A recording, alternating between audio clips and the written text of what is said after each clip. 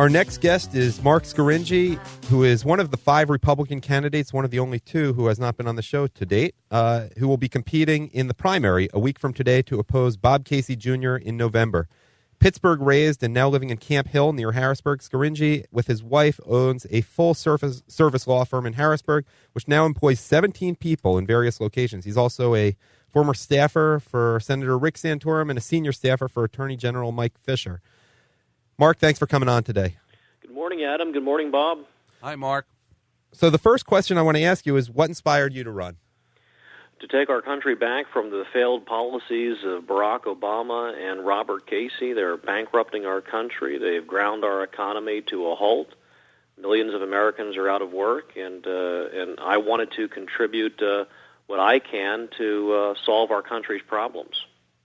And what in your background as an attorney and as a staffer has made you uniquely qualified to be a senator in your first political office? Well, I worked in the United States Senate in the very office currently occupied, hopefully temporarily occupied by Robert Casey. I was down there during the first Republican Revolution, during the shutdown of the government, and we were fighting the good fight for the balanced budget amendment, for term limit amendment, for welfare reform.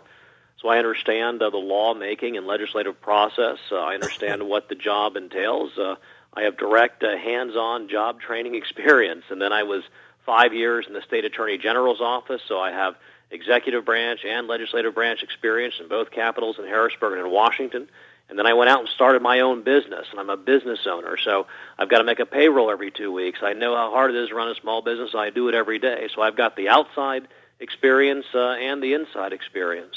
Marc, the Pittsburgh 912 group ranked you as the most conservative senator in the race, and I can understand how you'd be ranked ahead of Tom Smith and Steve Welch, given their past involvement with the Democratic Party, and that's been well covered. But what makes you more conservative than Sam Rohrer or Dave Christian? Sam's been on a few times, and he has often a 100% conservative rating. How are you more conservative than he is, and also Dave Christian? Well, I don't know a lot about what Dave Christian's policies will be in the United States Senate. And with regard to Sam Rohrer, I don't know that there are any glaringly apparent issues that would show the differences in the two of us. I have run on some issues such as reining in the Federal Reserve and putting it on a path to extinction because, of course, in my view, the Constitution doesn't empower the federal government to be involved in printing money out of thin air and bankrupting the country as a result of that. I have a different philosophy on foreign policy than Sam Rohrer does, that I want to reform our foreign policy and get it back to the foreign policy of our founding fathers, the framers of the Constitution, who wanted a very limited non-interventionist role for the United States. So perhaps those two issues where I differ with Sam perhaps made me the more conservative of the two, according to the Pittsburgh 912 Project.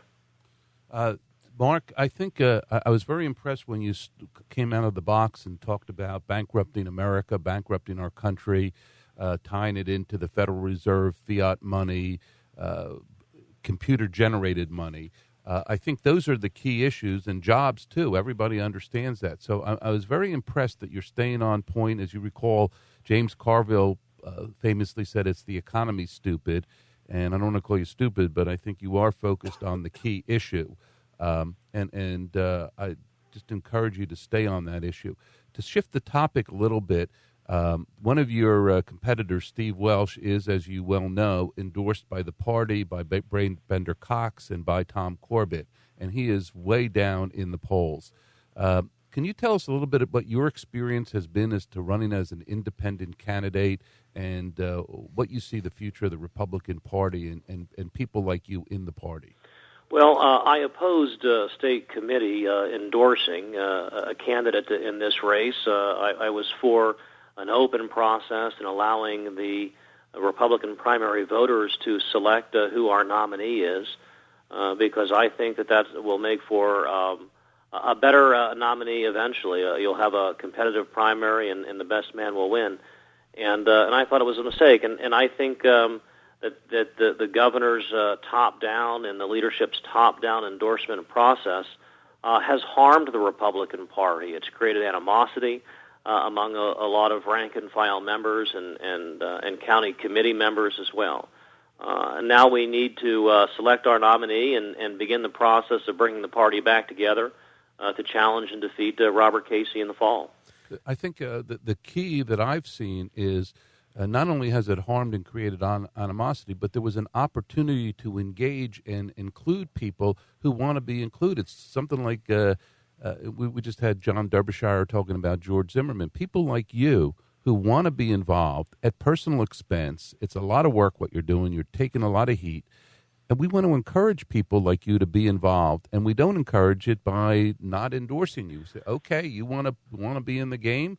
Fine, we'll consider you and let the voters decide. Because if we're going to let the party decide, what do we need primaries for? Well, that's exactly right. I have been turned away by several county committee organizations not allowing me to speak at county dinners. I kind of have to sit in the back in the shadows there while Steve Welsh is given the limelight, and I think that's a mistake. Here I am working very hard. I've put a good bit of my own money into this race, and I've traveled all over Pennsylvania, from Erie to Philadelphia, from Scranton to Pittsburgh, trying to get my message out. And I do want to contribute. I want to help the party. I want to help my country. So don't shut the door on me or others like me who are trying to help build the party and take the country back from Barack Obama and Bob Casey. Next Wednesday is the 97th anniversary of what was really considered the start of the Armenian genocide in Constantinople. I know there's not a big Armenian population in the Pittsburgh area and in central Pennsylvania, but there is something of one here in Philadelphia. And I'm wondering would you as a senator support the recognition of the massacre of 1.5 million Armenians as a genocide, and would you also support the restoration of churches bill that's going through there? And obviously this has an effect on our relations with Turkey, but I'm just wondering what your position is. Well, my position is to get back to more of a non-interventionist foreign policy where we are concerned about defending the United States of America and our vital national security interests. And I would not be inclined to get involved in these types of issues. Let me ask another question that's something a little more talked about right now. The Trayvon Martin, George Zimmerman affair. You heard John Derbyshire on before us, or maybe you heard a little bit of it. Is there anything you want to say? It hasn't come up too much, but it's on a lot of people's minds. Well, I'm concerned that there very well may be a travesty of justice brewing down there. I was saddened to hear President Obama get involved and kind of take a racial side to this matter, and I think that we need to keep racial thoughts and out of the discussion. Apply the rule of law. And don't be influenced by special interest groups or others who are looking for a certain outcome. I think there is a weak case for second-degree murder, at least from the initial reports of a very bare-boned affidavit of probable cause. And it could be that politics influenced the filing of that criminal complaint. I understand a grand jury wasn't used, that it was the prosecutor's decision and the prosecutor's decision alone. And I just hope and pray that politics didn't influence that decision, because that would be a travesty of justice and abuse of the very powerful prosecutorial powers that prosecutors have in this country. Mark, I thank you for being involved in this campaign and coming on our show. I think you have a message that resonates with many people, although I'm not quite where you are on foreign policy. But nevertheless, you have a cogent message. What do you see going forward after the primary, which is a week away? What do you see your role is? What do you see the other candidates doing or not doing? And what do you think the structure of the Republican Party in Pennsylvania should be? And what will you do about it?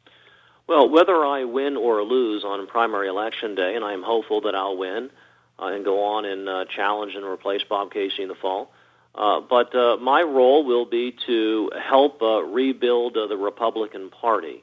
I want to get the Republican Party back to its traditions and its roots as a limited government party. I was not happy with much of what the Republican Party leadership did under the Bush years, the increase in spending and the increase to the national debt and the new federal programs from Medicare Part D to No Child Left Behind, I think took the Republican Party down the wrong path. And we paid the price in the ballot booth in 2006 and 2008. And since we have allowed the Tea Party movement to re-energize us and rejuvenate our Republican Party, we've done well in 2010. And I think we've got to get back to what the Republican Party is all about: limited government, freedom, personal liberty, self-reliance, personal responsibility, and a federal government that is confined by the limits imposed upon it by the Constitution. Marc Scaringi, Republican candidate for U.S. Senate. Good luck the next 7 days, and thank you for coming on our show. Thanks, gentlemen. Have a good day. Thank you, Mark.